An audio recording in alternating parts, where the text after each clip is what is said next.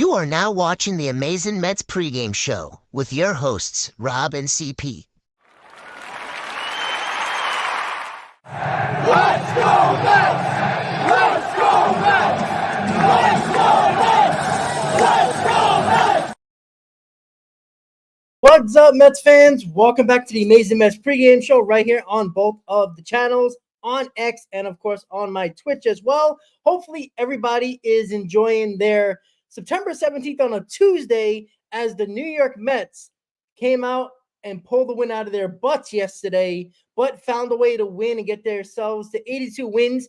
And the fortunate news that the Braves did lose, and Diamondbacks did also lost as well, as we gained a game on both of them, and we're one game behind the Diamondbacks and a game up on the Braves.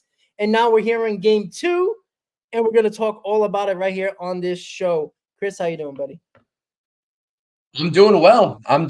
Obviously, we were live for the post game yesterday. We had a lot of stuff to break down regarding this offense. Hopefully we see some more consistent offense, but I'm doing well. Anytime we can get on here and talk about a potential to take a series in game 2, it's always a good day. I got my new hat. I got my new shirt coming in as well. It's a great day. I mean, it's a great day to be a Mets fan. I love it. And we're going to continue to talk about everything New York Mets baseball related here at the end of the season. Dropped a video on my channel as well earlier today, as I promised you all I would do on yesterday's post game. I'm sure we'll talk about it here for a little bit at the tail end maybe of this pregame. But if you guys haven't checked it out, if you're watching on my channel, the link to that is going to be in the description down below. Make sure you check that out because it's pretty informative, I will say. So, but we got a good matchup today. Tylor Megill versus Mitchell Parker, two interesting guys up on the mound, and we'll certainly talk about these matchups. Like I said, it's a great time to be a Mets fan.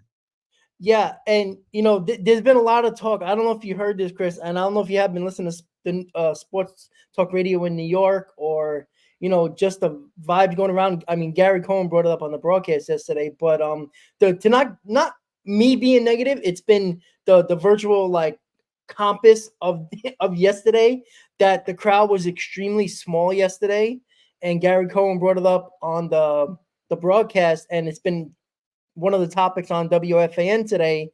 And it's interesting because this team is in a pennant race. Last year was a disaster, so usually after a bad year, sales are down throughout the season, but usually when they start winning and start playing well, and when there's 12 games left to go and you're actually in a wild card spot, you would think that more fans would be there. And I've always said this, right? When Citi Field, or at the time Shea Stadium, was packed, it's because actual fans go to watch the ball game and cheer on their team. In today's day and age, if there's nothing to do outside the ballpark, people are just not going for a game anymore. And this is not an excuse, right? I've been known to get on Met fans for not showing up. Like, you can't, complain that it's empty and then show up. Like, look, if I was in New York, I'd be going to every game. So I'm not going to be the one bitching and moaning why fans aren't going, because I'm not telling you guys how to spend your money, especially when I'm not in New York. I have no right to do that. But it's been the talk of New York today on WFAN. So I don't know what it is. I still think it's more the fact that, people still love going to games, but when there's nothing to do before and after a game except getting your hubcaps, your tires fixed or your hubcaps changed, other than that, they ain't nothing to do after or before. So I understand, even Yankee Stadium is in a shitty area. There's bars there, there's restaurants there. So I don't know what it is. Though, do Met fans, the majority, don't believe in this, quote unquote, good season? I don't know. But I mean, I wanted to actually, before we really get into this game, because it was right before we got on, I was listening to it, and there was like 4 callers in a row that was talking about it. Some were like, I don't believe in this team. Some were saying that, obviously outside the ballpark, there's nothing to do. I don't know. What is your take, Chris? You've been to games. Like, what is your feeling? Yeah, so I mean, there's a couple of different. It's a mixed bag. It really is. I think, you were in New York at one point, especially earlier this season, and you kind of moved away. I haven't been in the area for a long time. Whenever they come down to my neck of the woods, I always go out and make it a point to go see them, right? Unfortunately, I live about 4 hours away from the stadium, so I can't get up there frequently. But I did make it up to Citi Field this year, and I would love to make it up for a playoff game if they make it there. First of all, as well, shout out to Liz. Thank you for joining in from Florida, saying she found the podcast. Thank you for being here first and foremost.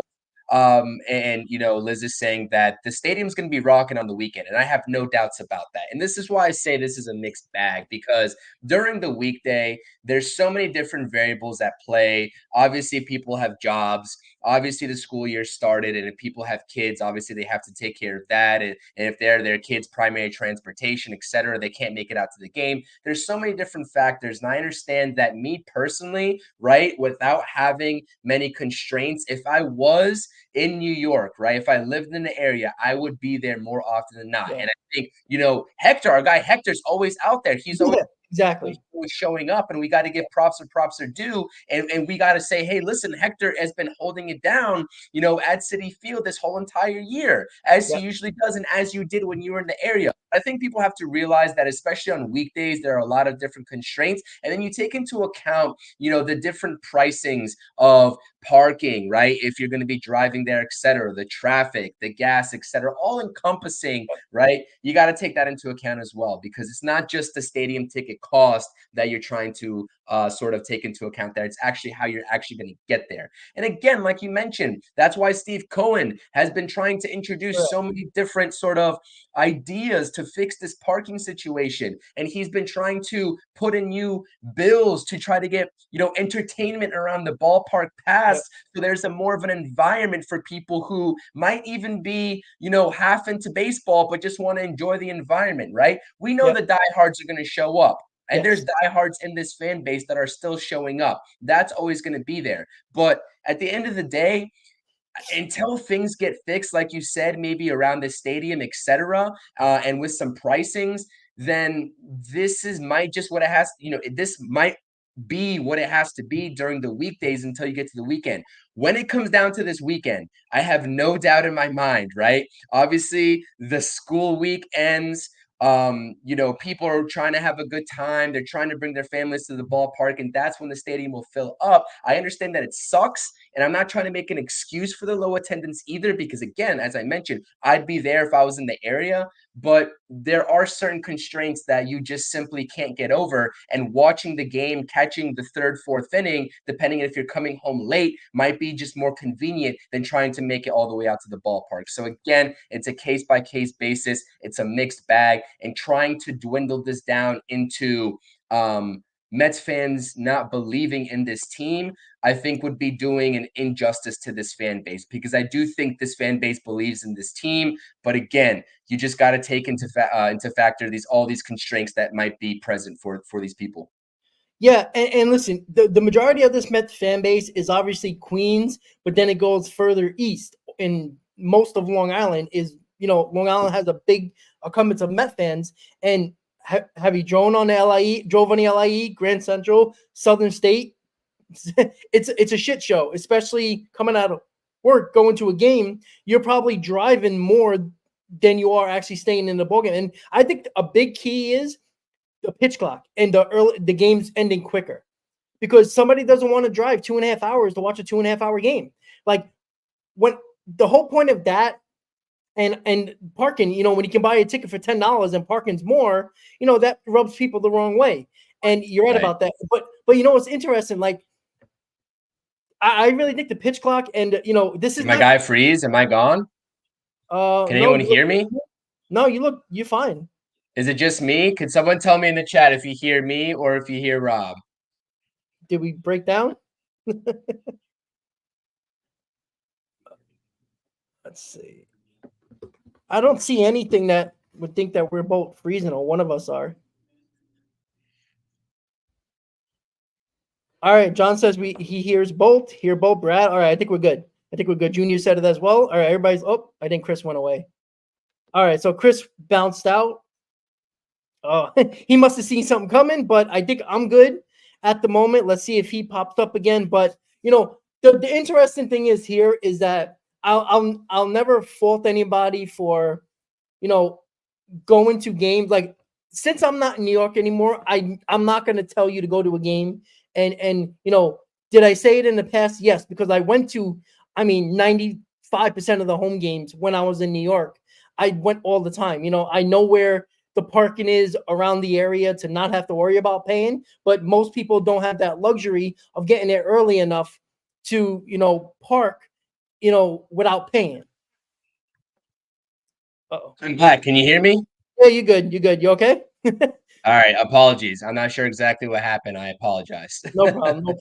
No problem. It must be the baseball community, us talking about attendance, and they try to block us out here.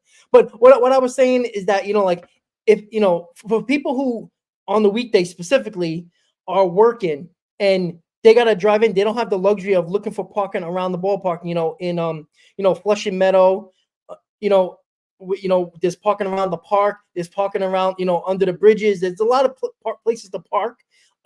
Around City Field and not the parking lot itself. But if you go kind of late and you're making it between 10 to 15 minutes before game time, you don't have the luxury of trying to find parking. So you're going to go where? In the parking lot. So I understand that. And again, this is not an excuse, but I would think there would be at least 5,000 to 8,000 more people a night, regardless of the day, if there was something to do after the ball game. If there was a casino right there, you would bet your ass more people would go because there would be something to do, drinking, gambling, food. Like, it's not the best place to go. Like, I've been to many ballparks around the country. Dodger Stadium, right? If they weren't good every single year, and I think a big proponent of this, the Mets are not good every year, and that's why a lot of people don't go, because it's a question mark for the Mets a lot of the times. Dodger Stadium, there's nothing around there except for houses and mountains. So, they're good, so people go, but they're always a late showing crowd. Why is that? Because of traffic, because parking's $50. Like, it's expensive. And by the way, guys, just so everybody knows, when Yankee fans and everybody else says why Yankee stand filled up, not because they're just winning. I want to make that perfectly clear.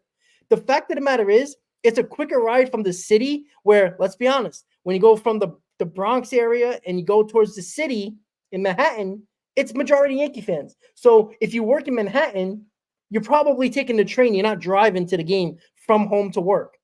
Well, on your way back home to wherever you're coming back from, if you're going through, coming back to Brooklyn or Queens, you're heading around past, you're going obviously over water here. You're going across the bridge or with the train. It's an easy stop to the Bronx. So, if you're already taking a train home, a few stops, you're already in the Bronx. So it's quicker and it's easier. And most people take public transportation to Yankee Stadium, not drive. So there's a lot of proponents to it. And, I didn't make excuses in the past for Met fans. Like, I was very annoyed in 2022 when fans weren't showing up, and I noticed it. Like, Hector has a better understanding of the crowds, but when they bring it up on TV, it's more of an issue. I don't know. I don't know what it is. Like, it's a possibility the Mets are going to make the playoffs. Now remember, if the Mets make the playoffs, if they're not going to be the number one wild card, they're not going to have a home game until Game 3 of the NLDS. So there won't be a home playoff game until at least 5 games in, if it comes to that. So will the postseason, the playoff game, be packed? Yeah, probably, because why not? But I want to, we're talking negative here, but I just wanted to bring it up because it's been the topic other than the game in New York when I was listening to the radio. So I just wanted to bring that up for everybody who's watching. Which is crazy to me too, but I think, like I said, and we will talk about today's game, and I know we're starting to talk about because this has been a topic, right? You saw Howie Rose tweet about it. You saw some of the Mets reporters tweeting about it as well, and they got a lot of backlash because a lot of regular fans were kind of like, "Well, who are you to judge who's going to these games or not? Because you guys get your way into the stadium for free, and you get everything covered when you get into the stadium, and we have to pay for everything." So it's kind of a back and forth. And I do think location, right, and the geography of Mets fans, again, right, there's a lot of Mets fans up and down the East Coast, right? A lot of Mets fans that have relocated, such as you and myself. So it is kind of a mixed bag. And we have a couple people here from Florida. We have a couple people in the chat from North Carolina. We know this all too well. We're not going to consistently make it up to these games, and we have to rely on rooting for our teams on TV.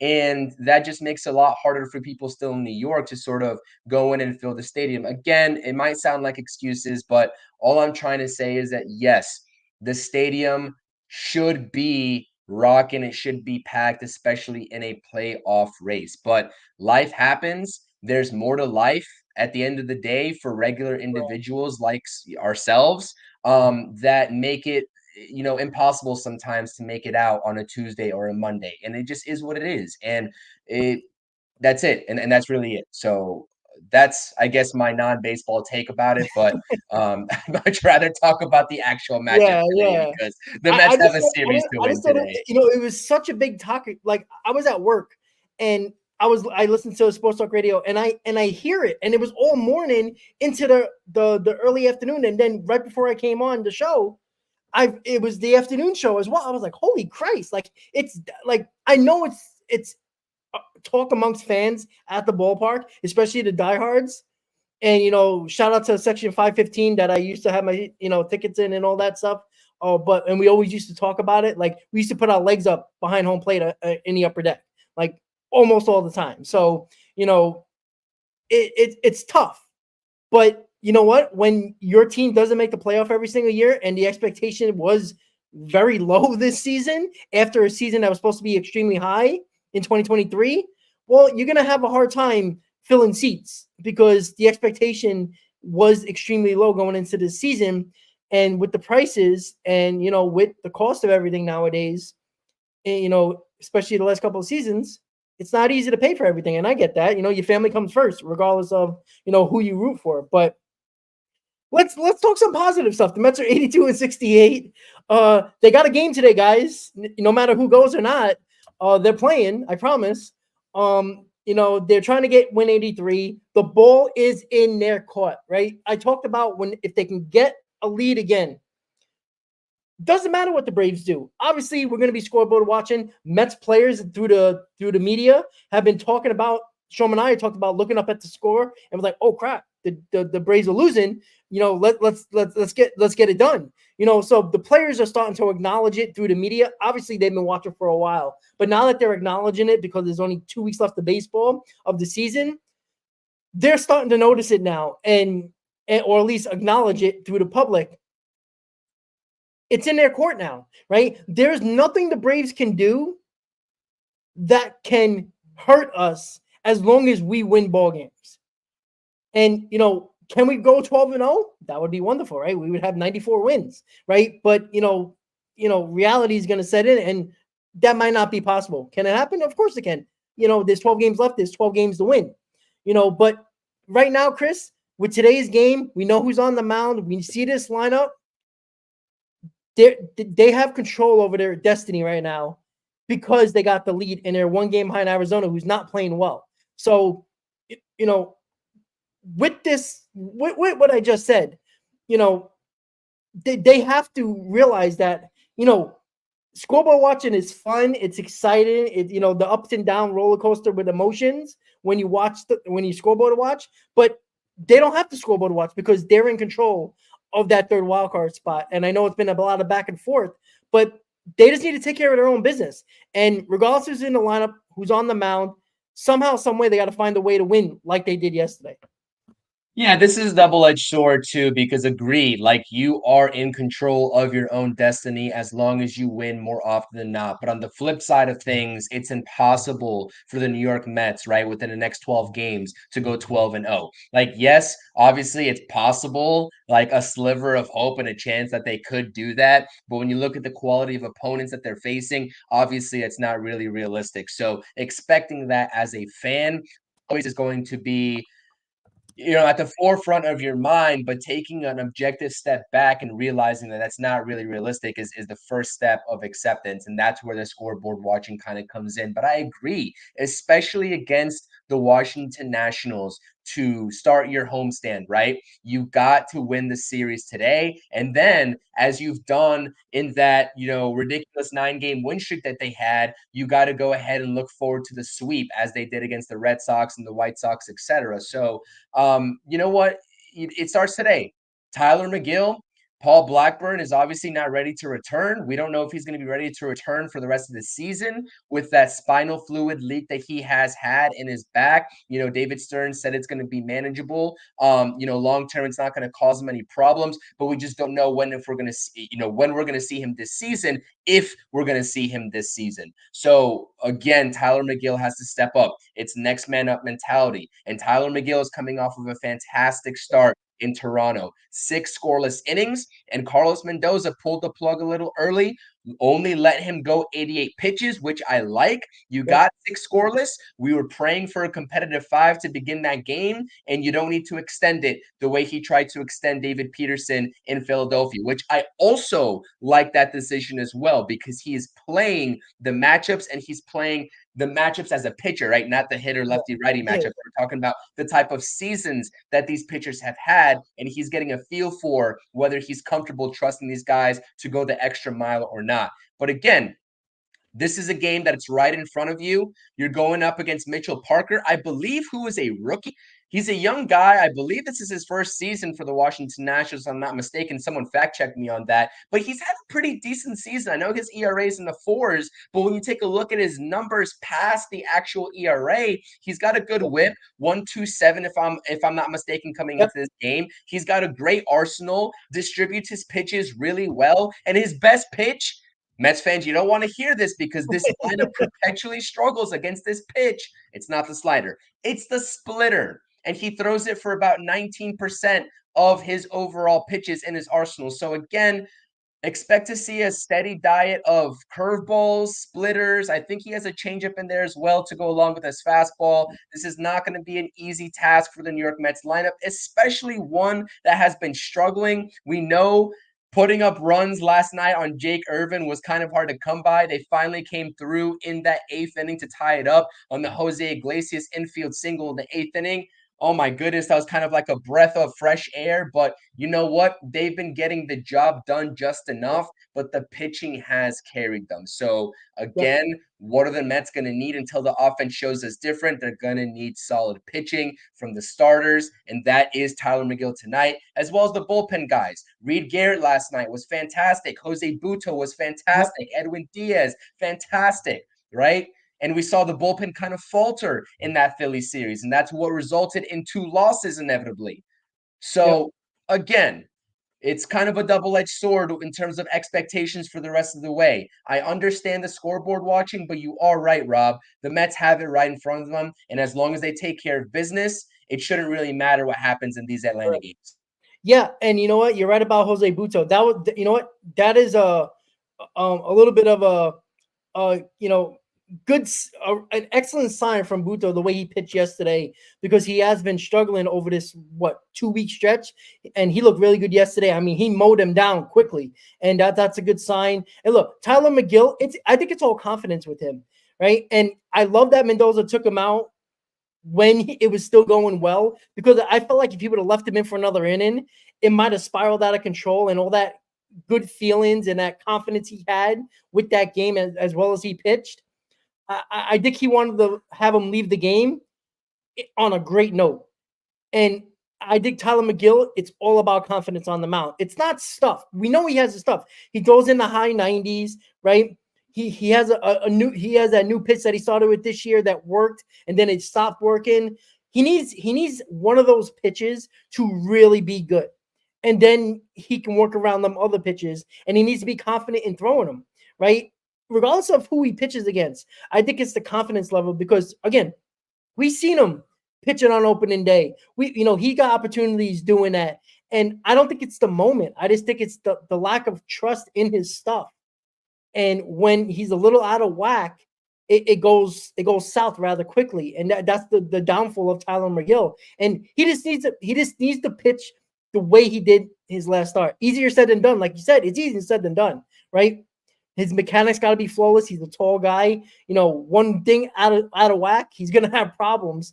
And that's what he does not need. And again, just because we're going against the quote unquote Nationals and they're not very good, they do have pitchers that could be very good at any given moment, especially these young kids.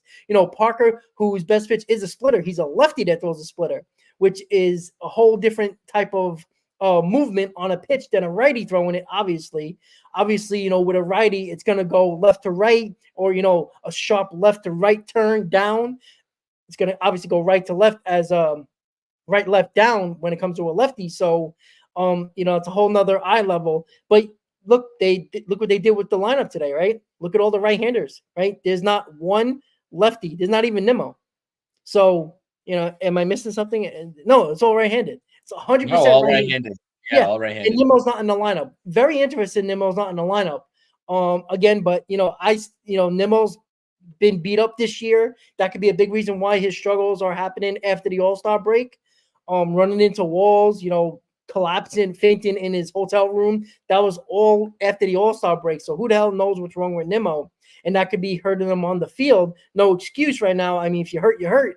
Just don't play. But he's out there. He's not in the lineup today. But look, Iglesias and you talked about this the other day, that Marte should be thought about going to the 2-hole. He's in the 2-hole. This is why Mendoza has been a really good manager, because he takes that hot hand and pushes them up. Look, Alonso. Look, what are you going to do with Alonso? With Alonso, right? You can't bat him 7th or 8th. They're not going to do that. As many people want them to bat him 6th or later, they're just not going to do that. Vientos is kind of a Swiss Army knife. He can bat anywhere. I'm not going to worry about that. Look at Tyrone Taylor getting a number 5 spot and dropping down Martinez, Alvarez, Beta, and of course Acuna is starting tonight. Batting 9th and playing shortstop. Listen. The hitters that are showing what they can do right now are at the top of the order without Lindor right now. Sucks that we don't have Lindor. I mean, it would have been nice. You could have thought about putting Lindor lead off, Iglesias 2, Marte 3, and then pick your poison, 4 through 9. But we don't have that luxury with Lindor. But I like this lineup because I do like Marte in that 2-hole. I've always loved Marte in that 2-hole. I know he struggled earlier and with injuries and stuff like that, he didn't get the opportunity. He was terrible last year with also injuries as well. But I love Marte in the 2-hole. He's just a hitter. He's always been a hitter regardless of age. And you've seen it yesterday coming up with the big walk-off hit. I actually like this lineup tonight. A lot of people are struggling, but it only takes one swing of the bat to change all that when you're struggling. Yeah, 100%. And it's like very indicative of who Carlos Mendoza trusts right now, right? With Starling Marte having a tale of 2 kind of opposite at-bats, failing to get the runner in from third base in his first at-bat, and then he comes through for the walk-off in the 10th inning yesterday. And again, like, if Starling Marte's on the field, he's not going to provide you above average, results at the plate, but he's going to be a solid professional hitter. Again, the injury has been a concern of Starling Marte. It's hindered his defense and it's hindered his ability to stay on the field. But when he is on the field, he has been producing. And Tyrone Taylor, like we mentioned it yesterday in the post-game stream, when you look at his numbers overall in 2024, they're obviously not great at surface level. But if you dig a little bit deeper in terms of the contributions that he's actually been making and the way that he's been swinging the bat over the past couple of weeks when he's gotten the opportunity to be in the game and perhaps even start, then you know what? this guy has been absolutely solid, and he's been an above average fourth outfielder this whole entire season, defensively and offensively. So I do like the lineup as well. JD Martinez, you know what? I dropped a video on Pete Alonso today. Obviously, I told you all, and I kind of gave you all the all-encompassing numbers of Pete Alonso's struggles this season, and the difference of his numbers against the slider his whole entire career leading up to 2024, because he's posted career lows against that slider this year. But JD Martinez, especially in the month of September, he has been absolutely brutal for the New York Mets. And it's time for us to actually talk about it, because JD Martinez has been the at-bats have been really bad. Like that's all I really have to say. We could talk about Pete, and we all know that he's in a hunt for his contract year. And I think that we've kind of overexhausted the Pete Alonso talk. But again, because it's his contract year, we should have the expectations of seeing a lot more from him than what he's produced. Especially in clutch, right, with the runners in scoring position, etc. But JD Martinez has absolutely been a non-factor after that kind of stretch to begin the season, where he really kickstarted this Mets offense earlier this season. In the month of September, there was a couple of stats from various Mets Twitter accounts on X today. You had Key from the Shane Sons podcast.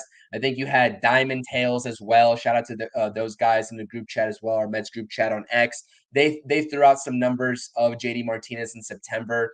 I don't know exactly what they are because I haven't researched it. All I know is it's not good at all. So JD Martinez, being the veteran hitter that he is going to have to step up, especially if he's going to continue to be in this lineup, because you do have other capable DHs on this team, primarily Jesse Winker being one of those DHs. Now, I understand it's righty versus lefty, and the Mets love to play the matchups of it. You all know that I'm not a fan of matchups, but the numbers of JD Martinez simply are getting to a point where it's not defendable anymore. So, again, we hold these guys accountable when they're not producing. A guy like JD Martinez, who's a veteran, who's been in these spots before, where his team needs him to produce at a high level down the stretch for a playoff berth, a guy that's been in multiple postseasons himself, right? Like, we should expect more out of him. Now, I understand that he wasn't brought in here to be the main core piece of this lineup. That's Brandon Nimmo. That's Pete Alonso, and those guys still need to get going. But again, JD Martinez is a consistent figure in this lineup, and if he's going to be, you need to produce. And that goes for everybody in this lineup, right? Yeah. That goes for Eddie Alvarez, even if he's in this lineup, as he was yesterday. That goes for Luis Angel Acuna, who gets the start today, which I'm thrilled about in the 9th spot. And boy, do I have a bone to pick with a lot of Mets fans in my X mentions about Luis Angel Acuna and continuing to bring up his AAA stats like I care about what he did in AAA now that he has orange and blue on and the Mets uniform in Queens. So again, if you're in this lineup 1 through 9 and Mendoza entrusts in you to start a game for the New York Mets in crunch time with 12 games left, then you better produce. So that's my whole entire piece, but I'm glad to see Jose Iglesias, while Francisco Lindor is still battling this back tightness and soreness. Hopefully we see him for this Philly series. I think it'd be a safe bet not to see him at all today or tomorrow. Even in a late game pinch hitting situation, I think they're just going to play it cool and just sit him, and hopefully he's ready to gear up for this Philly series. But again, Jose Iglesias has been the catalyst for this team, and his production this season is beyond what I ever thought it was going to be. And it's just a miracle that it's been that. Yeah, absolutely. And you know what? The only thing you got to see about Acuna and Mendoza trusting him is what he did the last couple of days, right? Acuna in the Philly series in the 9th inning got that hit up the middle that gave the Mets a chance to come back in that ball game when they were losing. Then putting him in defensively in the 9th inning of a big game where the Nationals had people on base or a guy on base and just easily making plays. And look, they're not hard plays, but the smoothness of his defense and not panicking at all is just amazing for a young kid. And, his name's Acuna, and you always expect more when you hear that name Acuna or hear a name that it could be a brother or a son of some big player. It's great to see and he's had really good at bats. He seems poised. Yeah, he's a swinger, right? He's not going to take a lot of walks. Keith Hernandez has spoke about that. He's a swinger. Maybe when he gets older, he'll be more selective, right? Go back to his brother when he first came up. He was a swinger. He didn't walk a lot. Now, he hits a ton of more home runs. Luis Acuna, I don't think is going to be a 35, 40 home run guy. At least, we all would love that. But he's more of a speedster. He's going to be an on-base guy. We got to work on that average a little bit. And yeah, I don't care about AAA stats with Acuna, right? Do we care about Brett Beatty stats in AAA? No, right? We don't care Exactly. So who cares about AAA stats, right? Francisco Alvarez was a terrible defensive player in AAA, and even his stats weren't very good. Look at power-wise, they were good, but everywhere else weren't good. And, that's kind of saying something now that he's not having a good season, but who knows what's the cause of that? It could be the league figuring him out and he just has to adjust at some point, or it could be a big reason that thumb is a real issue when he hits, right? We don't know. But don't look at AAA numbers, right? I mean, it really does not matter. This kid actually got traded to another whole other, minor league part of their system, from doing West Coast minor leagues, which is a hitter's paradise on the West Coast, coming to the East Coast where the weather sucks. So just don't look at his stats overall like that. So, but we'll see. Look, it's not an excuse. Can I just say something, Rob, real quick? Can I interject here real quick? I'm sorry to cut you off. I don't mean to do that. But I literally, just to back this point up before we move on, right? I had someone come into my mentions saying that they would rather see Luis Angel Acuna drag bunt when he's up at the plate than try to swing the baseball bat for a base hit. If you are one of those people that are going to try to limit a young player like this because you look at his AAA stats and you see that the power numbers are down and have been down over the course of his entire AAA season, and you're going to try to limit him and not let him at least be the type of player that he wants to be, or he wants to mold into be, or the organization wants him to mold into be, then shame on you. I'm sorry. There's nothing else to say. Then shame on you. Telling me that you want to see Luis Angel Acuna drag bunt, a joke. Like, yes, if he drag bunts for a base hit because the situation presents itself, awesome. You always take that opportunity. That's not just defined to Luis Angel Acuna. That's everybody in the major leagues. If they give it to you, you take it. And if you somehow fail, at least you know the process was good and that you tried. But to ask that of him before the game even starts, because you already have this preconceived notion of the type of ball player that he's been in AAA, do better. Do better. Please do better. I mean, those are just people that either don't know baseball or don't realize today's game. Bunting is almost a lost art in baseball now, and I can assure you Acuna is not bunting in the minor leagues probably at all. So expect the kid to do that on a whim. I mean, he might do that, to drop down a bunt and for a base hit, but I mean, it's going to be few and far between. And I want the kid swinging the bat, right? He's looked good at the plate so far. I know it's a very short sample size, but he's been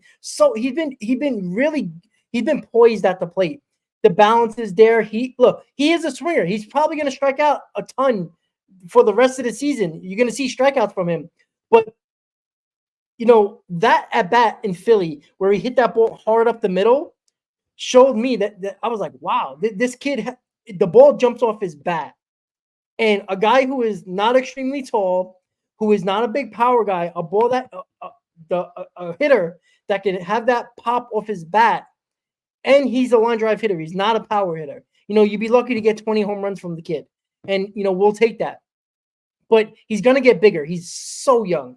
He's going to get stronger, right? He's not his brother. He's not. He's a totally different hitter. That doesn't mean it's a bad thing. He can be a very good player and be a totally different hitter than his brother, right? But the amazing thing about when people talk about that is people, they don't know what they're talking about.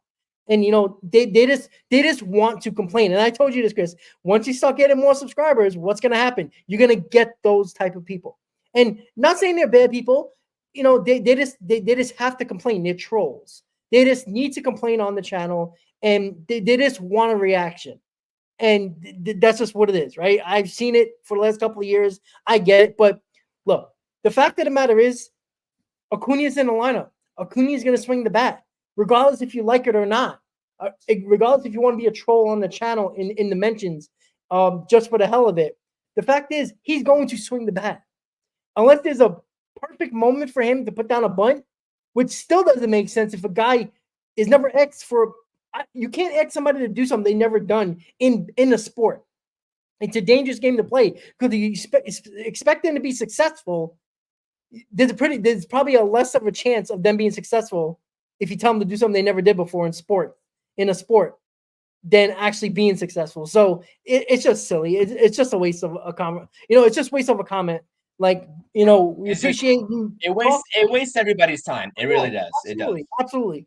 And, with JD Martinez, look, he's swinging at everything. I don't know if it's his eyes, one thing you knew about, and you heard this on the broadcast, he was always a guy that knows the strike zone, right? That was what we know about JD Martinez. They talked about it when we signed him. David Stearns talked about it. David Stearns is a big on-base guy, right? He talked about JD Martinez when they signed him, that he's a guy that has a really good eye at the plate, doesn't go outside the zone. And the problem is, it's not that he's going outside the zone and swinging outside the zone. He's missing pitches down the middle. He's swinging through pitches down the middle and missing them. It's concerning. Has age caught up to him? Yeah, of course we're going to say that, right? That's just the obvious answer, the obvious reason why, or possible reason why. It could just be that, I don't know. I don't even want to come up with anything else because I don't see anything else except that maybe age did catch up to him. But when you see a year like last year, can age jump on somebody that quickly? Yeah. But it's just the pitches missing down the middle and taking strikes that are right over the plate that he would drive the right field. It's concerning. Now, he is a veteran. You always give a veteran, especially in a lineup, a benefit of the doubt, like most Met fans did for Alonso for God knows how long, because Alonso's a veteran now, just so everybody knows, right? But with JD Martinez, he's going to get the benefit of the doubt, because he's a veteran and to figure it out. But if he doesn't, that's a big hole in this lineup, even if he's not one of the big core guys that we're trying to get going here for the remainder of the season. I don't even know how the Mets are winning. That was another thing on Sports Talk Radio. Look at the numbers. They don't jump off the page throughout this lineup. Look at the individual stats. The big guys that are, besides Lindor, there hasn't been a lot of good numbers throughout the lineup besides Lindor and Vientos all season. How this team has been winning, it's been mostly their pitching and the bottom of the order. The guys that nobody talked about, the guys that people didn't want on this team, as in Bader, guys like that they didn't want on this team. It's been the pitching that has held this team together for the most part, almost all season. The Mets had an offensive, stretch for about a month where they just killed the baseball and killed everybody. But other than that month, the offense has been extremely behind the pitching for this team. And make no mistake about it, this team is where it's at, 12 games left in the season, because of mostly the starting pitching, but also the bullpen that has been good over the last month and a half. The pitching has carried this team, which something that we probably would have laughed at to start the season, that we talked about. I would have. Yeah, that's absolutely right. I would have laughed at that if I had. Correct. Yeah. We ranked, right, the most concern, the thing that we don't have to worry about the least and the thing we have to worry about the most. It was mostly pitching that we worried about, 1 and 2. Offense was like, oh, they're going to be fine. As long as they, played in the back of their baseball cards, the offense is going to be fine. Well, most of them haven't performed to the back of their baseball cards. At least the big names haven't. The pitching has been a huge surprise, starting and bullpen. And that's why this team is where it is right now. Now, hopefully the offense comes around, because I don't know, and this is kind of silly considering the fact that they've shown that they can, but how long can this pitching go? Continuing to be overperforming or outperforming expectations, because as soon as the pitching starts to waver a little bit and the offense doesn't come around, it's going to be a hard way to win a ball game, regardless of who we're playing, Chris. mean, they've kind of proven this entire season up until 150 ball games that they have been sound through and through. And so to expect that to decline here in the next 12 games would be kind of, I guess, hard for me to picture. But again, it's a different type of pressure on these pitchers now, right? These guys, for the most part, really haven't had this type of experience before. David Peterson hasn't been pitching in these types of environments. Yep. Sean Manaea, for the most part, hasn't been pitching in these types of environments. Yep. Not in a little bit, at least, right? I mean, really, what are we doing here? So the fact that this rotation has held it down is awesome, and they deserve all the credit in the world. And we just hope that the Mets offense can get it together.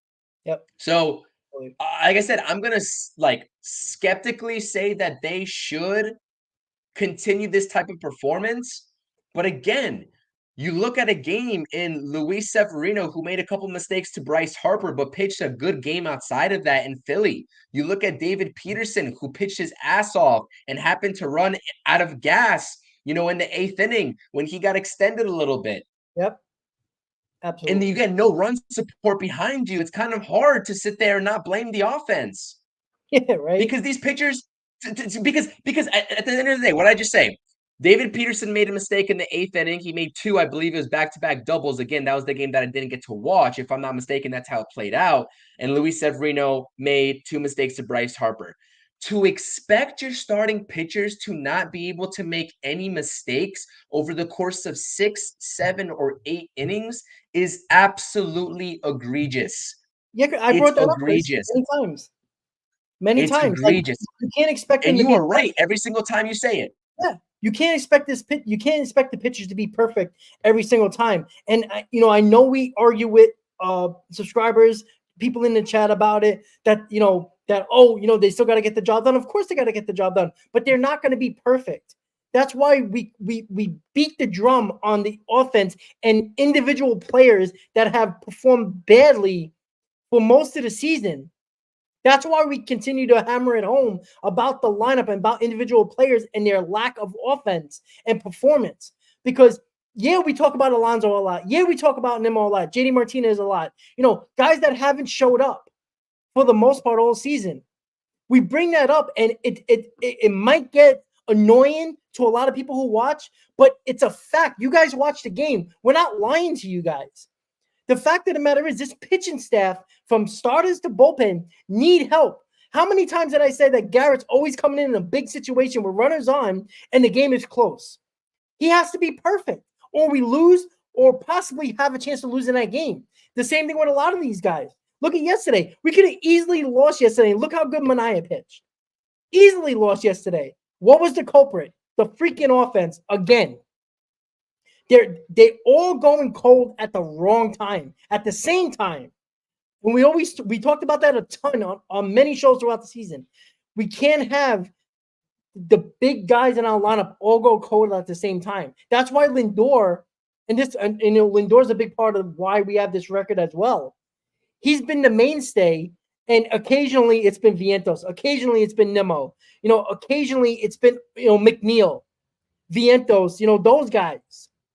And Martinez for like 2-3 weeks, right? It was always Lindor and somebody else. But now that Lindor is out, you see how the offense really struggles when nobody else steps up. That's why we're talking about Alonso not carrying a team. How about just having a good day? How about going 2 for 4 with a couple RBIs? Same thing with Nimmo, even though he's not in the lineup today. Vientos is like 3 for 34. Like, he needs to get going a little bit too. He's going to be thrown into this core now because he's been, he's a homegrown and he's been extremely good this year. It's hard to kill him, but the worst time to get cold is right now. So we're hammering home this offense, and in particular certain individuals, because how long can this pitcher continue to pitch well and still win ball games without the run production that this offense is not giving them? Sooner or later, it's going to burn us. It almost burned us yesterday if it wasn't for late inning heroics by Marte. But you know what, though? When this offense does come around, it's going to be that much sweeter. It's going to be that much sweeter. And all this frustration that we're bringing up and all these talking points about JD Martinez and Pete Alonso and whoever else in between, we're going to look back and say, listen, hopefully we're going to look back and say, listen, you know what? That was last week, and these guys are rolling now, and these guys are giving the starting pitching, right, the support that they need. And hopefully, once the pitchers get that support, hopefully they take it and they run and they don't pitch down to the competition and they don't kind of, I guess, flip flop this sort of way that we've seen the Mets kind of flip flop on both sides of the ball this year. So again, like this might be a little bit of cautious optimism from me. And I know we've been kind of hammering home the point of the Mets taking bad at bats and the individual performances, but some part of me still thinks that this lineup is going to come through, whether it's tonight or whether it's against Philly or Atlanta. It doesn't matter. At some point over the next 12 games, they're going to have at least a 3 to 4, 5 game stretch, hopefully, of a lot of runs scoring across the plate. Hopefully that starts today against Mitchell Parker. But again, as we talk about this offense, because I have no facts to base that off of and why I think that, again, right? That's my cautious optimism at display here. But one thing that I do urge, and shout out to Ibby in the chat, I always appreciate you coming here and supporting us. As everyone else is supporting us. But one thing that I encourage everybody that's going to watch the Mets game tonight, what you watch out of this Mets offense is watch their at-bats, particularly when they have an opportunity to hit the baseball early in the count. I'm talking about fastballs in particular that go over for strikes 1 and 2. Yeah. Watch those pitches. Do the Mets batters look ready to hit and attack those pitches? If the answer is no, if it looks like they're taking fastballs early in the count all the way, that's the problem that I cannot get behind. If you see an 0-0 fastball or a 1-0 fastball or an 0-1 fastball and it goes right by these hitters and it doesn't look like they're ready to pull the trigger, that's a problem. Yep. So watch that. I'll be watching that and I'll be live for the post game and we will sort of analyze that. And hopefully I remember, I take down notes, but again, when I do my post games, I don't go off of any notes. I look at these guys and this offense all encompassing. And again, right, we could talk about off-speed pitches. Really, I don't like unless the hitter knows that it's his pitch for a slider or curveball or whatever off-speed comes early into the count. If they lay off those and the pitchers are throwing them for strikes, so be it, right? Because most hitters are hunting fastball. But the problem is when Vientos, Alvarez, Pete, JD Martinez look at fastballs in the strike zone early and then get beat on off-speed pitches and look like fools, particularly Pete Alonso in the slider, right, late in the count. Don't set yourself up for failure. If you get a strike early in the count, hit it because that might be the best pitch you get all at bat. Yep. And that's what I'm going to continue to preach. I've preached it all season. Let's see if the Mets finally get it through their heads today and tonight against the Nationals and try to deploy that philosophy. And again, I'll be live for the post game. I know, Rob, you can't make it, so I'll be solo on the post game today, and we'll talk about it tonight. Yeah, absolutely. So let's go Rockies against the D-backs. Let's go Reds against the Braves. And, of course, always let's go Mets. So that's a great final thoughts by Chris there. And I want to give a shout-out to one subscriber, Sean. He's been a subscriber for a long time. He sent me a Mets care package. It's a ton of stuff. I won't bring up all the stuff. I'll open the box and be surprised about everything. He told me a couple of things that he put in there, but knowing him, he probably put more stuff. So I do appreciate that. Thank you for that. I am actually gonna head out and get my package now, before the game starts. But I do appreciate that, and it's always a great time. And once I get my setup behind me ready to go, as I'm still working on everything over here, I'm gonna have a whole bunch of stuff that people have sent me. Not just Sean, but a lot of people have sent me stuff over the last couple of months, especially when they knew I was moving. They sent me some stuff, so I do appreciate that. It's always welcome. And listen, guys, if you do want to send me or Chris stuff, I do have a PO box. I don't know if Chris does, but I have a PO box that you can send stuff. I know that's like a thing that people like to do. I will try to fit it somewhere around the wall or area where people can see it. So if you want to you can, just please let me know so I know to look out for it. But yeah, great final thoughts, Chris. I couldn't have said it better myself. Hopefully you talk about a win tonight on the postgame. I unfortunately cannot make it. I was hoping to, but I can't. But we know you're going to hold it down as always. With that said, guys, Tylor Megill on the mound. Let's see what he can do. Let's see if the Mets can get to the lefty Parker today. The lineup is the lineup. People got to step up. We know who they are. Let's see if they do that. Let's get number 83 of the season, 4-hour win. And let's see if we can go up 2 games on the Braves today. Hopefully we get a little bit of help, but take care of your own business, and it doesn't matter what else happens tonight with the other teams. With that said, guys, thank you for tuning in to another Mets pregame show right here on the channels, Twitch, and on X. Have a good night. Make sure you tune into the postgame with Chris later tonight, and hopefully he's talking about a Mets win for all of us. With that said, have a good night, guys. Let's go Mets, and enjoy the game. Let's go Mets. Spam those W's.